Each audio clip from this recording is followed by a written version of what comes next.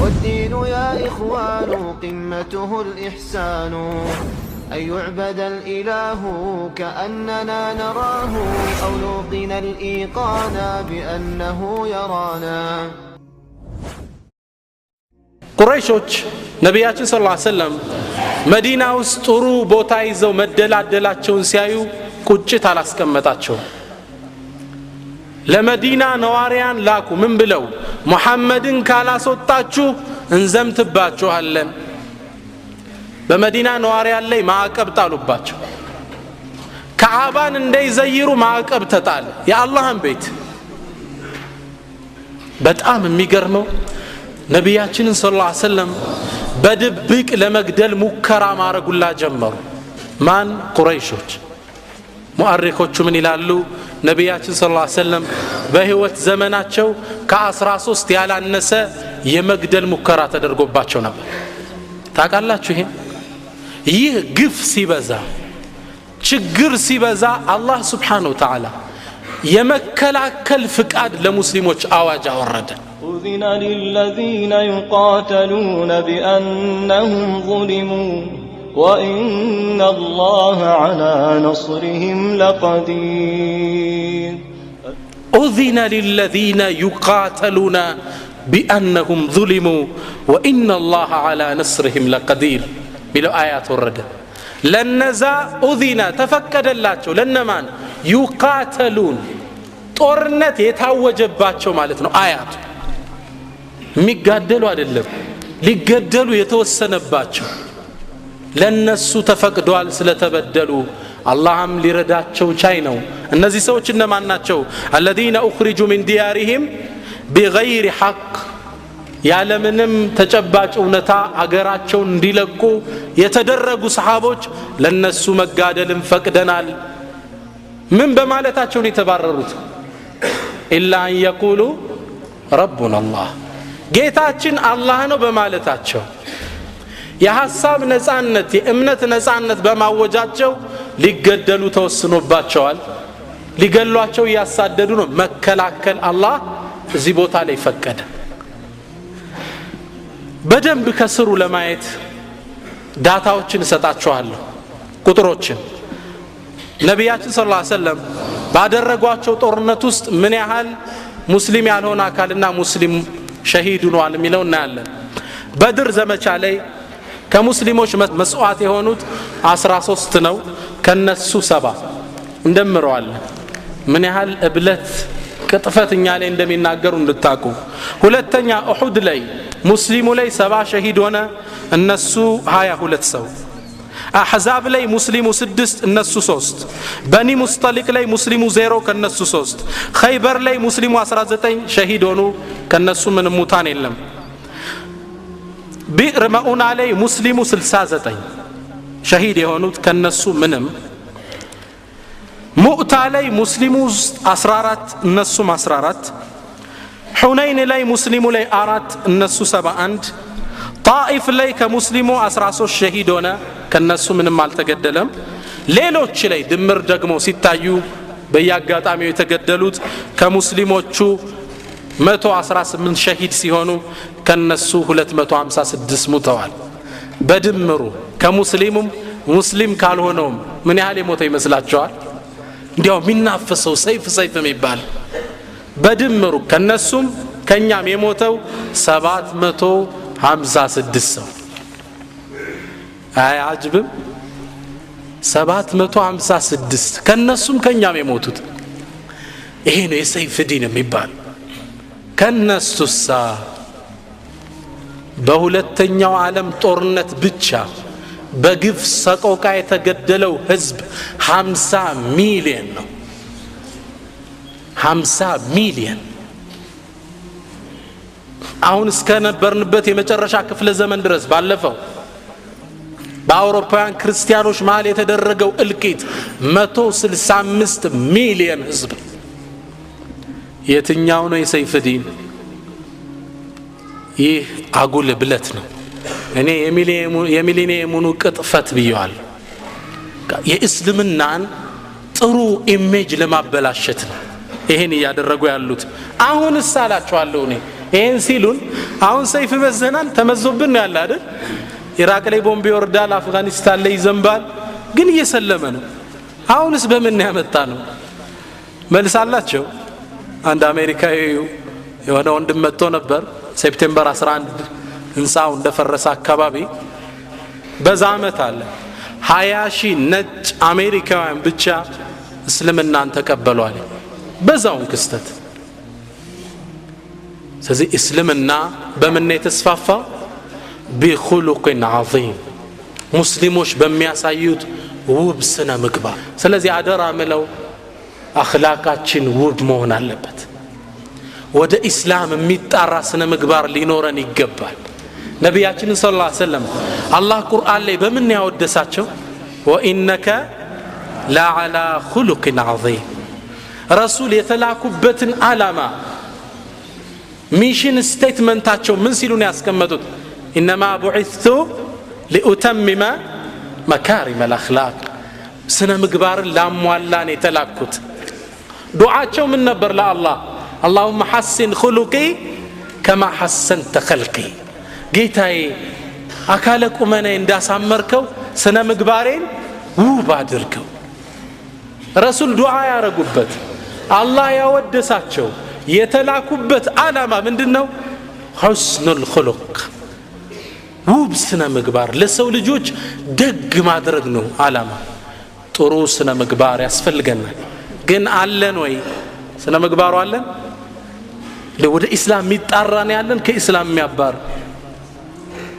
ጥሩ ስነ ምግባር አለ ለመባል ሶስት መስፈርት አለ ሶስቱን ከላ ካለፋችሁ ኢንሻአላህ በአኽላቃችሁ ሰው ይሰልማል ኢንሻአላህ አንደኛው ማን ይመስክርልህ ጥሩ ስነ ምግባር ለመኖርህ زوجتك وعاشرتك ቤተሰብህ ይመስክር ያንተን ስነ ምግባር እኔ ጋማ መንገሬ ለ5 ደቂቃ እሺ ሀቢቢ ቀላል ከሷ ጋር ግን ሁሌ እየኖርክ ሁሌም በሽንኩርቱ በጨው እየተጣላ እሷ ትናገር ስላንተ ነብያችን ለዛ ነው ምን አሉ خيركم ከናንተ በላጩ ማን ነው ዳዒው ነው ቂያም ላይ የሚሰግደው خيركم لاهله ሚስቱ የመሰከረችለት ነው ተቅይ ማለት እሷ የሷ አይነት ሰው የለም ዱንያ ላይ የምትለው ነው የአላህ ወልይ ማለት እንደሷ አይነት መሬት ሰው የለም ይህ የምትለው ነው ትልቅ ሰው ማለት አንድ ዓሊም ምን ይላሉ እስኪ ሚስትህን ጠይቃት ቁጭ አድርግና እስኪ ሚስቴ ነኝ እንጫወት አሁን እንደው ህይወት እንደ አዲስ ተመልሳ ድሮ የጠየቃት አለ ለትዳር አሁን እንደ አዲስ መጥቼ ህይወት እንደ አዲስ ተመልሳ አሁን በመታቂ ስነ ምግባር ላግባሽ ብዬ በመጣ ትስማሚያለሽ እንደ በላት ይላል ትስማማለች ቤት ይፍረደው እንግዲህ አንተን አላህ ቆይ ነው ምትለው ይኖራል አይደል ሚስቱም ባልን ትጠይቅ አንቺን እንዲሞንሽም ባቅ ሚል ባል አለ አይደል ሚስትህ ትመስክር ወይም ባልሽ ባንቺ ላይ መስክር ውብ ስነ ምግባር ያለው ሰው ሚዛኑ የት ላይ ነው ቤተሰብ ሁለተኛ ጃር ጎረቤት ይመስል አሁን የጎረቤት ሀቅ የለም አከራይና ተከራይ ነው ይባላል የለም ስሙ ራሱ ተባለ አከራይና ተከራይ ጃር ጎረቤት ይደበል ሰው ጎረቤት ይመስል እሱ ከመሰከረልን ጥሎኛ ይበላል አጋድሎኛ ያለ አንተ ለብስ አብዱላህ ኢብኑ ሙባረክ ትልቅ ኢማም ናቸው አብዱላህ ኢብኑ ሙባረክ من ائمه المسلمين ከሳቸው ጎረቤት የሚኖር አንድ ይሁዳ ነበር ይሁዳ ሙስሊም አይደለም ይህ ሰው ቤቱን ሊሸጥ ወሰነ ነጋዴዎች መጣው ሊገዙት ጠየቁት ቤቱ አካባቢ የሚሸጥ የታወቀ ነው 100,000 ብር ነው የሚሸጠው እሱም መጣው ሲጠይቁት 150 ይሁዳ አንተ ካገሬ ለለ ደግሞ ምንድነው የምትጨምረው አሉ እንዴ አብሬኮ ምሸጥላችሁ አብዱላህ ኢብኑ ሙባረክ ነው አላቸው ማን ነው አብሬ ምሸጠው ጎረቤቴን እኮ ነው ምሸጥላችሁ አብሬ 50,000 የሱ ነው አብዱላህ ኢብኑ ሙባረክ ይህን ሲሰሙ ምን አሉ ተው አትሽጠው ይሄን ብር ነው ይሰጣል አራአይቱም ጎረቤትህ ላንተ ይመስክር ሶስተኛ ውብ ስነ ምግባር ለመኖር የሚመሰክር እንደው ከኢስላም አስገቢነኝ አስወጪኝ የሚለው እንድትመዝን ነው። ሶስተኛው ስራ ላይ የሚያውቁ ጓደኞች ይመስክሩ። አያንበሴ መስጂድ ላይ እኮ ነው ተቅይ የምትመስለው፣ እዛ እኮ ጉድ ነው የምትሰራን ካለ ወድቀሃል። እዚህ እኮ ሰው ትመስላለች ይላል አይደል ስታወራ። ሱቅ ስራ ቦታ ላይ የሚያውቁ ይመስክሩ ስላንተ። አቡል ሐሰን ነደዊ ይህ ዓሊም ቅድም ያልኳችሁ መካ ውስጥ አንዴ ይላሉ ከብዙ አመት በፊት ሀድኩና መካ ሐጅ ምናምን ላረግ የሆነ ሱቅ ገባው ልገዛሉ። ስገባ እነዛ ሰዎች ምን አሉኝ? ኖ ይሄን ዕቃ እኛ አንሸጥልህም ከጎረቤት ግዛሉ። ዓሊም ዳዒ ናቸው ሊያውቁ ፈለጉ። ለምን አልኳቸው። ኖ እነሱ ዛሬ ከነጋ ጀምሮ አልሸጡም ከነሱ ግዛሉኛል። ኡማው እዚህ ሌብል ካልደረሰ ነስር የለም። የስራ ጎረቤት ይመስክር ስላንተ አኽላቅ አብሮህ የሚሰራው። አንዴ ምን ተከሰተ መሰላችሁ? በአቡ ሐኒፋ ዘመን አንድ ደግ ሰው መሬት ነበረው። ይህን መሬት ለሌላ ሰው ይሸጥለታል። መሬቱ ተሻሻጡ፣ ውሉ ጸደቀ። ያንኛው የገዛው ሰው አፍርሶ ለመስራት ሲቆፍር ድንገት ወርቅ ያገኛል፣ በጣም ብዙ ወርቅ። ባለቤቱን አስጠራና የሸጠለትን ማንና ያስጠራው? የሸጠለትን ይሄ ወርቅ እኔን አይመለከተኝም፣ መሬቱን የሻጥክልኝ ውሰድ አለ። ግራ የሚገባ ወሬ ነው አይደል ለዚህ ዘመን ሰው። ያ ደግሞ ምን አለ? አላህ ይስጥልኝ አለ። ላላ እኔ ከያዘው ከነድንጋው ከናፈሩ ከነወርቁ ነው የሸጥኩልህ፣ የኔ አይደለም። ሁለቱ ተጣሉ። የኔ አይደለም ውሰድልኝ፣ አልፈልግልህም ውሰድ። ሩቅ ኮን አይደል ወሬውላ። ሁለቱ ተጋጩ። መጨረሻ ላይ ወደ ዳኛ ሄዱ። ወደ ማን? ወደ ኢማሙ አቡ ሐኒፋ ጋር መጡ። ኢማሙ አቡ ሐኒፋ የነዚህን ተቅይ ንግግሮች ሲሰቡ ተማረቁ። አንተ አትቀበልም? አልቀበልም፣ የኔ አይደለም፣ እኔ አፈሩን የገዛው መሬቱን ያነሳ ሽጫለሁ እኔ። መጨረሻ ላይ ምን አሉ? ልጅ አለህ አሉት። እኛውን አዋረ ኮረዳ ልጅ አለችኝ አላም። አንተስ ወንዳላው አጋቧቸዋል። ተጋባ። ሁለቱ ተጋቡ። ንብረቱ የነሱ ነው። ካንተም አልወጣም ከሱም አልወጣም። ስራ ላይ የሚያቀሰው ይመስክር። ውብ ስነ ምግባር ስለመኖር በንግድ የተገናኘው ሰው እሱ ይናገር ስላንተ። ስነ ምግባራችን ትልቅ ቦታ አለው። ቅድም የጠቀስኩላችሁ የአብዱላህ ብኑ ሙባረክ አባት ሙባረክ ይባላል። በታቢዒዎች ዘመን ስለነበር አባትየው እንደ ባሪያ ሆነው ተሽጠው ለአንድ አረብ ያገለግሉ ነበር ኺድማ። ሰውየው ማሳለው እዛ ውስጥ እሳቸው ወይኑን ሚንከባከቡ የሚሉ እሳቸው ናቸው። ወራቱም በደረሰ ጊዜ ወይኑ አሰሪያቸው መጣ። ማሳ ውስጥ ገባና ለሙባረክ ለአብዱላህ አባት ምን አላቸው? በል እስኪ ጥሩ ወይን የበሰለ አምጣልኝ ልቅመሰው አላቸው። እሳቸው የሆነውን ነገር ቆርጦ አመጡለት። ሲቀምሰው በጣም ይመራል። አንተ የጣፈጠውና የመረረውን አታውቅም፣ ጥሩን ይዘልኝ አለው። አሁንም እዳው አመጡ፣ አሁንም ይመራል። ተቆጣ። ሶስተኛ ላካቸው፣ አሁንም ሲያመጡት ይመራል። አንተ የሚጣፍጠውን ከሚመራው አታውቅም እንዴ? ሲቆጣቸው እሳቸው ምን አሉ? እንዴት ላቀው እችላለሁ? መች ቀምሼው አውቃለሁና አሉት። ማሳውን እየጠበቁ የወደቀ እንኳን አይቀምሱ። ተቅዋ ወራ ማለት ይሄ ግራ ገባው። ምን አይቶ ነው የሚያወራው? ከዛ ሲከታተላቸው እንዳለው አይነት አላህ የሚፈሩ ሰው ናቸው። ከዛ አንዲት ውብ ልጅ አለችው ይህ ባለጸጋ። መጣና እሳቸውን ልጄን ለማን እንድድር ትመክረኛለህ አላቸው። የገዛው ባሪያ ነው። ለማን ልዳር አንተ ሙባረክ አለው። ቃል ያ ሰይዲ አንተ አሳዳሪ አለው።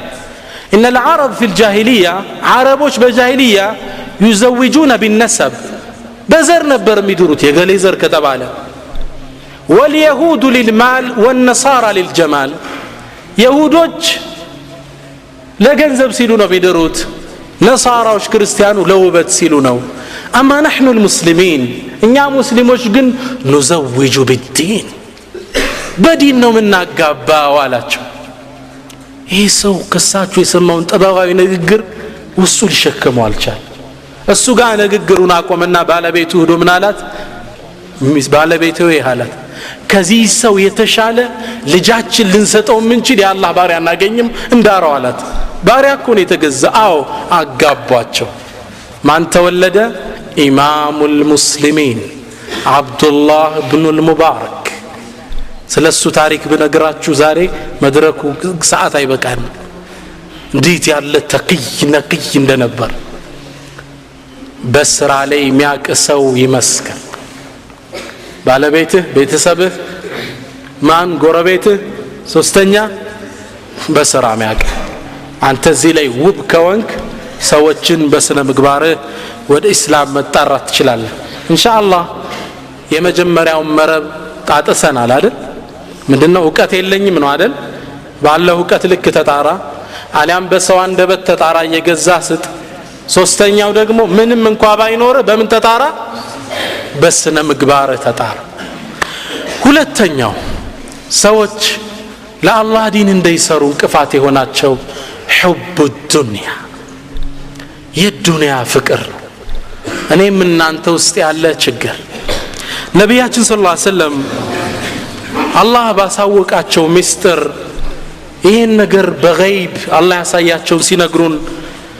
كما رواه أبو داود وصححه الألباني من حديث ثوبان يقول النبي صلى الله عليه وسلم نبياتنا من يالو يوشك الأمم أن تداعى عليكم كما تدعى الأكلة إلى قصعتها لو دفيت كوالو يوشك يقربال الأمم هزبوج تداعى عليكم مترارباتشو كأنانت لماطفات ይህ ዘመን ይቀርባላሉ እንዴት ነው የሚተራሩባችሁ كما تتداعى الأكلة إلى قصعتها ሰዎች ማዳቀርበው እንብላ ይተራራሉ አይደል እንደዛ ወደ እናንተ የሚተራሩባችሁ ቀን ይቀርባላሉ ረሱላችን ሰለላሁ ዐለይሂ ወሰለም በቋንቋ ሚለያዩ በዘር ሚለያዩ በፖለቲካ አቋማቸው ሚለያዩ አንደበታቸው ሚለያይ እስልምና ላይ ግን አንዱ ነው እስላምን ለማጥፋት ይተራሩባችኋል ሰሃቦች ይህን ሲሰሙ ደነገጡ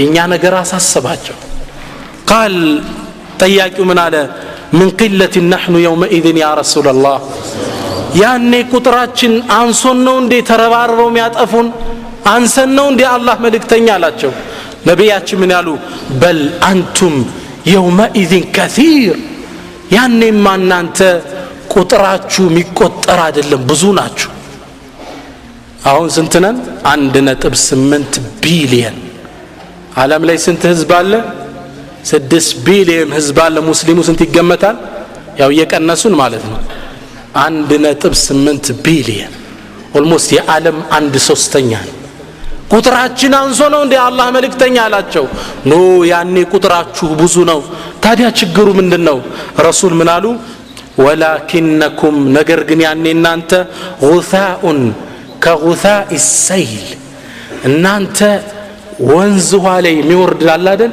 እዛ ላይ እንደተቀመጠ ቆሻሻ ናችሁ غثاء السيل ወንዝ የሚወርድ ጎርፍ አለ ላዩ ላይ ቆሻሻ መታዩት አለ አይደል ይሄ غثاء السيل ይላሉ አንድ የዘመናችን ትልቅ ኢማም ምን ይላሉ ብዙ ባህሪ ይዟል غثاء السيل የጎርፍ ቆሻሻ ማለት አንደኛ እርስ በርሱ የተለያየ ጎማ ጫማ አለ የጫት ግንድ አለ ሲጋራ ቁሩ አለ ላስቲክ አለው እንጨት ነገር አለው ሳር ነገር አለው የተለያየ ነው አረ ጎርፉ ይዞት መሄደው መጀመሪያ ውስጣችሁ እንደ የተለያየ እቺ ኢኽዋን ነኝ ይላል የሰለፊ ይላል የተብሊግ ነኝ ይላል ውስጣቸው አደሙ ተጃኑስ አንድነት የላቸው የተሰበሰበው ክምር የተለያየ ፓርት ነው ያዘው ሁለተኛ ያለ ሀደፍ ነው የሚሄደው የሚወርደውን ዘዋይታቸዋል ግብ እኮ የለው ጉድጓድ ካገኘ ይገባል ሲወጣ ይወጣል ያለ ዓላማ የተደፈቅ بغير هدف ያለ ግብ ነው የሚዘምተው ሶስተኛ ይህ ነገር በባህሪው خفيف ቀላላችሁ እርስ በርስ የተበታተናችሁ ማለታቸው ነው። ከዛ ነብያችን ሰለላሁ ዐለይሂ ወሰለም አስከተሉናሉ ወላ ينزعن الله من صدور عدوكم المهابة منكم አላህ ከጠላቶች ልብ ውስጥ የናንተን ግርማ ያነሳል። ጠላት አይደነግጥም ሙስሊም ስትለው።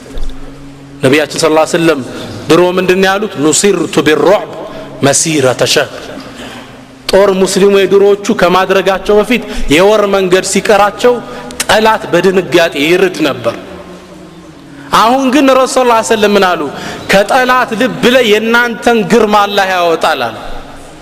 ምንም አይደነግጥልም። 2 ቢሊዮን 3 ቢሊዮን ويقذف في قلوبكم الوهن ከናንተ ልብ ደግሞ ወሃን ደክመትን ውስጥ ያደርጋል። ወሃን ማለት ضعፍ ማለት። ሰሃባው ተገረመና ወመል ወሃኑ ያ ረሱላህ አላቸው። ወሃን የተባለው ምንድነው አላቸው። ረሱል ሲያስቀምጡ ምናል? حب الدنيا وكراهية الموت ውስጣችሁ የተቀመጠው ምንድነው? ዱንያን በጣም ታፈቅራላችሁ። የሚያስበው ከህንጻ ላይ ህንጻ ነው። ነፍሴ ነው። ስለ ኡማው ላ ይባሊ ምንም ይጨንቀው ነገር የለም። ወከራሂየቱል ሞት እስር ቤትም እንድትነቁ አይፈልግም። በእስልምና ጉዳይ ገብቶ መጋፈጥ አይፈልግም። ሁለቱ ውስጣችሁ ስላለ ነው። ከዳዕዋ ያገደ ምንድነው? ለአላህ ዲን ከመስራት የሁብ ዱንያ ምናስቀድመው ዱንያችን ስራችን ከነፍሴ ጀምሮ ማለት ነው። ይህ ውስጣችን መውጣት አለበት። ሩስቱም ቃኢዱል ፉርስ የፋርሱ የጦር መሪ የነበረው ሩስቱም የተናገረው ንግግሬን ሐዲስ ይመስላል። አንዴ ሙስሊሞች ፋርስን ሊያጠቁ ሲገቡ ሩስቱምን ስለመከላከል ሰራዊቱ ጠየቁት። እንከላከላቸው እንጋፈጥ ሲሉት ሩስቱም የኔን ምክር ልስጣችሁ አለ። የኔ ምክር እነዚህ ሙስሊሞች ብተዋቸው ነው ይሻላል። አሁን ተዋቸዋል። ዝም ብለው ይግቡ አሉ። ተመልከቱ ያስቀመጠውን ስትራቴጂ። መጀመሪያ ረሱልን ያዩ ሰሃቦች ከዱንያ ይልቀቁ አላቸው። ያን ነብይ ያዩ ያን ጀግና ነብይ ያዩ ሰሃቦች ዱንያን ይልቀቁ ጠብቋቸው። ሁለተኛ እናንተ ያያችሁትን የዱንያ ጥፍጥና ገብተው ይዩ። እንደተማረካችሁ ነው አስገቧቸው። ቆንጆ ሴቶችን ይዩ፣ ቆንጆ መኪናዎችን ይመልከቱ። ያኔ ታሸንፋቸዋላችሁ። ዳይነት ተኽጢጥ ነበር ያወጣው። ይህ ተጨባጭኛ ላይ አሁን ይታያል። አንደሉስ ያሁኗ ስፔን ሙስሊሙ 850 ዓመት ያህል አስተዳድሯት ነበር። ከጃቸው እንዴት እንደወጣች ታውቃላችሁ? አንደሉስ ስፔን ያኔ በሙስሊሞች ኸሊፋ ስር ሆና ስትተዳደር እንቆጣጠራት ብለው ጸረ እስላሞች እቅድ አወጡ። ከዛም ሰላይ ላኩ ይችን ሀገር ለመቆጣጠር። ሰላዩ ዛች ሀገር ላይ እንደገባ فوجد طفلا يبكي አንድ ህፃን ልጅ እያለቀሰ ተመለከተ። ይሰላል ጠጋልና አንተ ልጅ ምንድነው የሚያስለቅስህ? ምን ገጠመህ አለው። ይህ ህፃን ምን አለ? ዓላማ የተሰጠኝ ነበር፣ ጦር እየወረወረ ነው፣ ዓላማዬን ስቸነዋ ብሎ ይንፈቀፈቃል። ታዲያ ብትስተው ምን ችግር አለ? ነገ ደግመ እንደገና ወሮት ትመጣለህ አለ። كيف እንዴት እንዲህ ትለኛለህ? كيف استطيع ان اقتل عدوي وعدو الله غدا አለው። ነገ እንዴት ብዬ ነው የአላህ ጠላት ሆኖ ቢሆን ሲሳትኩት እንዴት አርጌ ነው ምገለው ነበር? የአላህን ጠላት ልትገል ነው አለው። እንግዲህ እሱም ሰላይ ነው ዓላማው። እሱም በመሳተ ነው የምትቆጨው? አዎ አሁን ዓላማዬ መሳቴ ጠላት እንደሳት ካርጌ ነው የምቆጥረው። ደነገጠ፣ ተመለሰ። ለነዚህ ሰዎች ምን ሄዱ አላቸው? እንዲህ ሚለይ ልጅ አግኝቻለሁ። እኔ አሁን ስመለከታቸው አራዩ እንዲህ ከኔ ያለ አመለካከት ስጠን ካላችሁ አትዝመቸው። ወዋሂዱን ከአልፍ አንዱ በሺ የሚቆጠር ጀግኖች ናቸው። እነዚህ ሰዎች እንዳትነኳቸዋል። ከዛ ከብዙ አመታት በኋላ አሁንም ሌላ ሰላይ ላኩ። ሲልኩ በጣም የሚገርመው አሁንም የሆነ ወጣት ቁጭ ብሎ ሲያለቅስ ይሄ ሰላይ ያገኛል። ከብዙ አመት በኋላ አገኘውና ምን ነው አንተ ወጣት ምን ያስለቅስሃል አለው። እሱስ ዓላማ ስቶ ይሆን? ይሄ ወጣት ምን አለ? ፍቅረኛዬ ከድታኛል። አሁን ምንድነው ያስለከሰው? ገርል ፍሬንድ ትታኝዳ ምን አላቸው? ተመለሰና አሁን ሰዓቱ ነው። ኡማው ለዱንያ ማደር ከጀመረ ምን እናሸንፍበት ነው። ፈገዘው ገብተው ተቆጣጠሯቸው። حب الدنيا وكراهية الموت አንዱ ለኢስላም እንዳንሰራ ያገደን ትልቁ ነጥብ እሱ ምንድነው? ለዱንያ ያለን ጥልቅ ፍቅር ነው።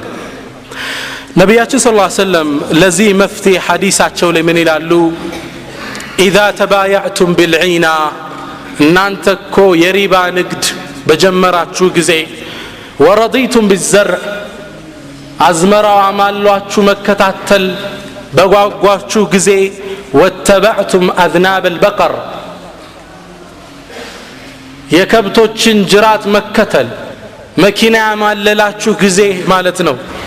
ወተረክቱም الجهاد في سبيل الله በአላህ መንገድ መታገልን ያቆማችሁ ጊዜ ሰለጠ الله عليكم ذلا አላህ በእናንተ ላይ ውርደትን ያከናንባችኋል።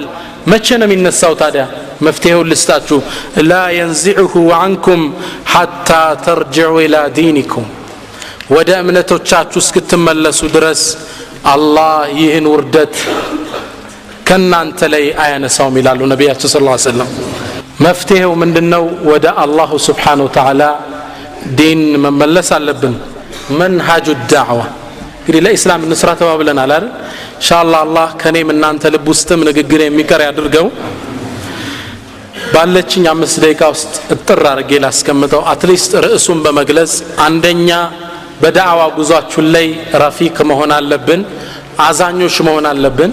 በመንሰጠው ዳዕዋ ላይ ምንጠራውን ሰውን በጥሩ ስነ ምግባር ነብያቶች ምንድነው የሚሉት? ያ ቀውሚ ወገኔ ያሉ ነው አርሚጠሩት በጥሩ ስነ ምግባር መጥራት። ሁለተኛው ዩስር በመናደርጋቸው ዳዕዋ ላይ ገርን ነገሮች መጠቀም ይኖርብናል። ሶስተኛው ዳዒ ረሂም መሆን አለበት፣ አዛኝ ለሚጠራው ህዝብ አዛኝ ሊሆን ይገባዋል። አራተኛው ዳዒያ አፉ ሚል መሆን አለበት። ወደ አላህ መንገድ የሚጠራ ሁሌም ነገረኛ ሰው ይገጥማል፣ አፉ ማለት አለበት። ኢብኑ ተይሚያ ረህመቱላሂ ዐለይህ ያ ታላቅ ሙጀዲድ ስንቴ ታሰረ ይመስላችኋል? 20 ጊዜ ታስረዋል በዳዕዋቸው ችግር። ሁሌም አዲስ ነገር ያወጣሉ፣ ወስደው እስር ቤት ነው። አሁንም ያወጣሉ፣ ወስደው እስር ቤት ነው። የዘመናችን ዓሊም ዳዒ ሸህ ኪሽክ ሚንበር ላይ ሲወጣ ኹጥባ ሊያደርግ የእስር ቤት ልብሱን ይዞ ነበር። የሆነ ነገር ይናገራል፣ ወስደው ያስሩታል። አላህ ግን ወፈቀው። ሲሞት ምን ላይ ነበር የሞተው? ስጁድ ላይ ነበር የሞተው ረህመቱላሂ ዐለይህ። ስለዚህ አፉ ሚል ልብ ውስጣችን ልንይዝ ይገባል። ሰፊና ሐቂቀተን ደስ የሚል ነጥቦችን ነበር በጣም ስጽፍ ነበር ትናንት ያልኩት። አምስተኛው መንሃጁ ዳዕዋ በጀማዓ መስራት አለብን። ወንድሜ ቆንጆ ንግግር ቅድም ሲናገር ነበር። እስልምና ለአንድነት ትልቅ ቦታ ሰጥቷል።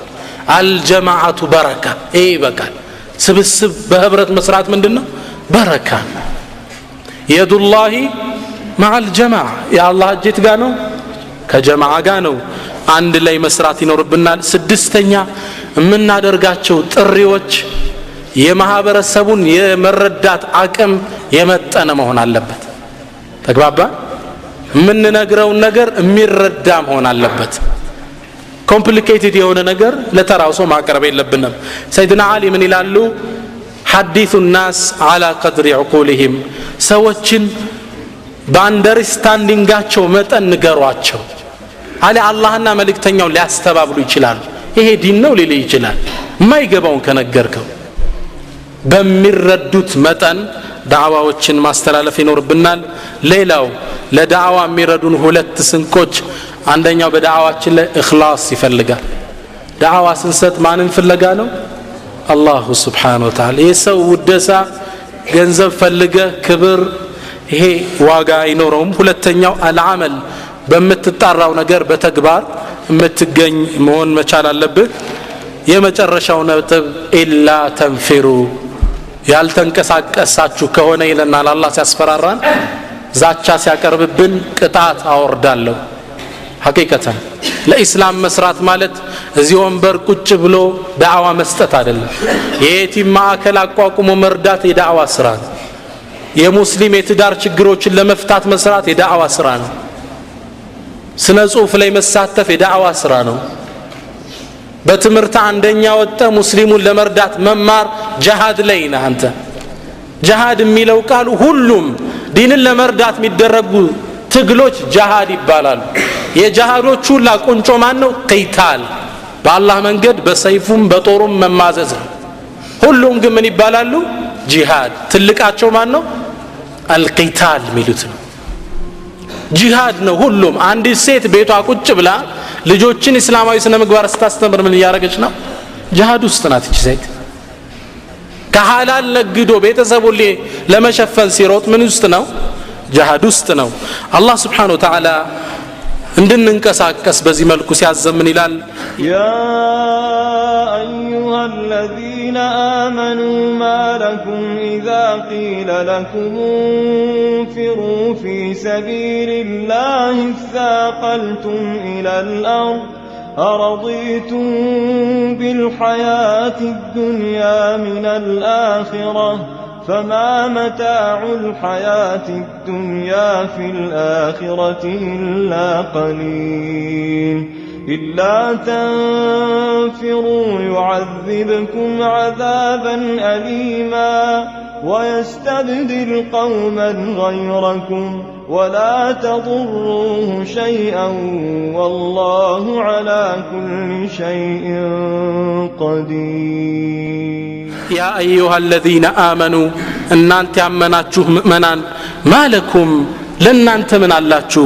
إذا قيل لكم انفروا بالله من قد تبتنوا استبالوا إذ ثاقلتم إلى الأرض مريت لي تجأج أناتشو السا منهم بيالاتشو انبيك علاتشو الله ذاتشا من على إلا تنفروا لإسلام عن سرام አንንቀሳቀስም ካላችሁ يعذبكم عذابا أليما ከባድ ቅጣት ይደርስባችኋል ويستبدل قوما غيركم ሌሎችን ይተካል አንተ ዳዕዋ ሰጣ አልሰጠ አላህ ስንት ባሪያ ያለው ሌላውን ይተካል ስለዚህ ዳዕዋ ምን ሰጠው ለኢስላም ምን ሰራው ለሁለት ነገር ስንል አንደኛ ለምን ከአላህ ቅጣት ለመዳን ሁለተኛው ማዕረጉን ላለመነጠቅ ويستبدل قوما غيركم يتكال الله أنت توكو ليلا وقبا سنت سوى الله كقطعة لمدان الناتاتشن عائشة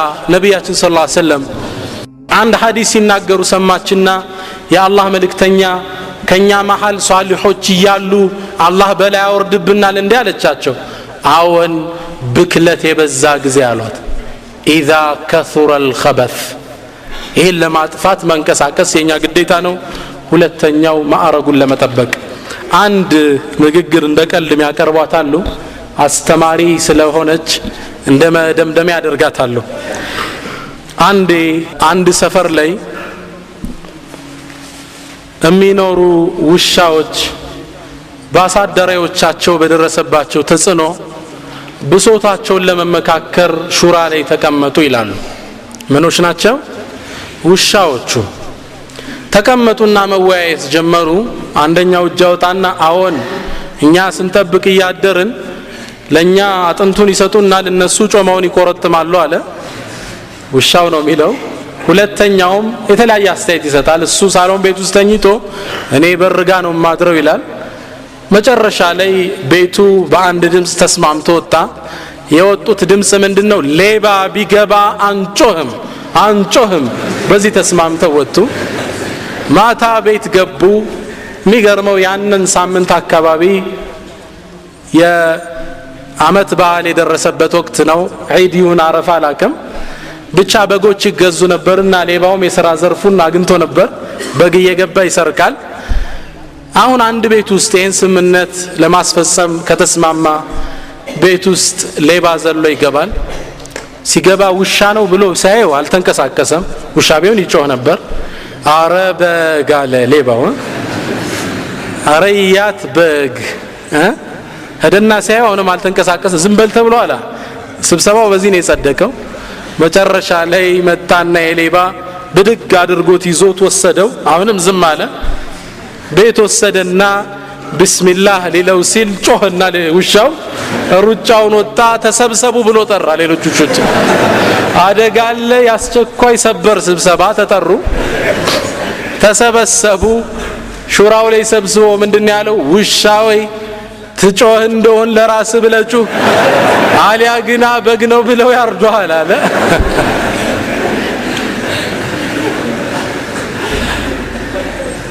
ከታሪኩ አስተምህሮቱ ምንድነው ምን እንጣራው ለማን ነው ለራሳችን ካልተጣራን እኛም ዘንድ ችግር ይደርሳል ሐቂቀተን ያስኩትን ግማሽ እንኳን አላስተላለፍኩም ሰዓት ስለተበበ ይመስለኛል ሌላ ጊዜ ቀሪው ነጥቦችንም በአላህ ፍቃድ በሰላም እንዳሳለን አላህ Subhanahu Wa Ta'ala በሰማነው ምን ተጠቀም ያድርገን اللهم ربنا آتنا في الدنيا حسنة وفي الآخرة حسنة وقنا عذاب النار اللهم أعز الإسلام والمسلمين اللهم اجعلنا ممن يعلمون ويعملون بما يعلمون ويعملون ويخلصون ويقبلون يا أرحم الراحمين وآخر دعوانا أن الحمد لله رب العالمين السلام عليكم ورحمة الله تعالى وبركاته